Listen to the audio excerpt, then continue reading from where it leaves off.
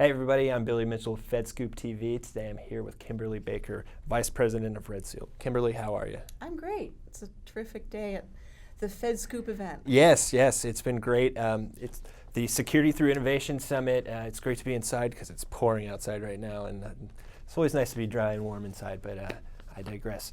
Today we're here to talk a little bit about cybersecurity in the federal government and the way agencies are posturing their enterprise to be cyber secure. So jumping right into it, curious to ask you how you guys at Red Seal are helping federal agencies improve their cybersecurity posture. It's a broad question, but would love to hear what you have to say. Yeah. Well, thanks for asking. Red Seal is working with a lot of agencies across DoD, the intelligence community, and civilian. And we're helping with digital resilience. So defend and protect networks and critical assets, critical information is top of mind, but we've moved into a mode of how do we respond when we have been compromised or we're under attack? Sure. Because that's what we're dealing with on a day-to-day basis. Yeah. So that's what Red Seal helps with. We build a logical model of the network, and we help the customer understand it in terms of cybersecurity, cybersecurity situational awareness, and we allow them to automate many of the things that used to have to be done by people in terms of analysis, so that they can make decisions very quickly on how to deploy their critical resources when there's an attack, or when they're trying to figure out what to fix first, or when there's a new zero-day vulnerability, that type of thing. Great. So we call that resilience, network resilience, keeping the mission going, regardless of what's going on at the network and cyber level. Yeah, great. One of the things we've heard a lot today at the summit is about public-private partnerships, the importance of those, and just curious to hear your thoughts on what or ways that those could potentially be further matured or improved. We've made a lot of progress in the last 10 years. I've been 17 years in cybersecurity, information security, and the ISACs, information sharing between the government and different verticals have really matured. The trust model has been established probably as well as it can be.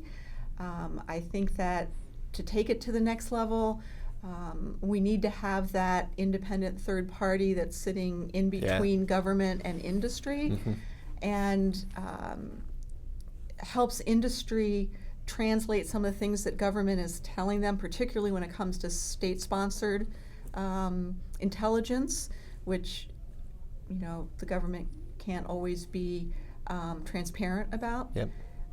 But ISACs are a very good model. They've helped tremendously, and continuing to figure out ways that the federal government, DHS primarily, can clear enough information that it can be shared, particularly on the state-sponsored activity. Great. You mentioned automation earlier as something you guys at Red Seal is doing, and I'd be curious just to hear your thoughts or your view on how agencies are actually adopting the automation model. Sure they are, but how much are they adopting? How far along are they? Well, they're very driven right now to adopt as much automation as possible, particularly at that tier 1, tier 2, low level cyber operations and security and network operations, because the resources are scarce, the people resources are scarce, and they're expensive, the very skilled resources, and they don't want to work on the stuff that automation and machines can do. So with Red Seal, we're seeing great strides. We're very much of an automation platform. We provide glue between a lot of what I like to call the lions and tigers and bears that are out there fighting. All the various defenses and the information that they provide to a cyber operator or an analyst. So we're seeing good progress. Still a lot to be made, but we We need to continue to ask the tough questions about what kinds of things can we automate, can we put into, a workflow, and then how can we strengthen that, man-machine partnership Sure. to react more quickly and to be more proactive. Great. And Kimberly, final question. It's kind of open-ended one. Just what's a thing or two that government agencies, in your opinion, should focus on if they're looking to continue improving their cybersecurity posture or the enterprise?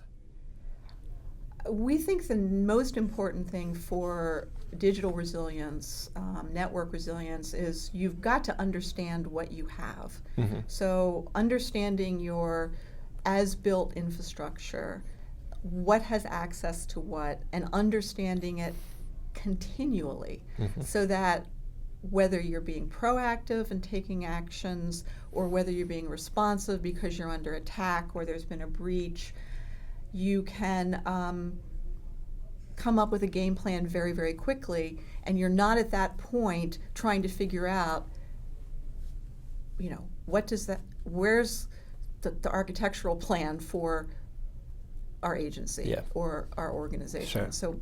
So we think that, there's, in terms of good hygiene and being prepared, that, understanding that ground truth about your infrastructure is job one. Yeah, well, that makes complete sense. Kimberly, thanks for joining us today. It's been a pleasure chatting with you. Thank you. Yeah.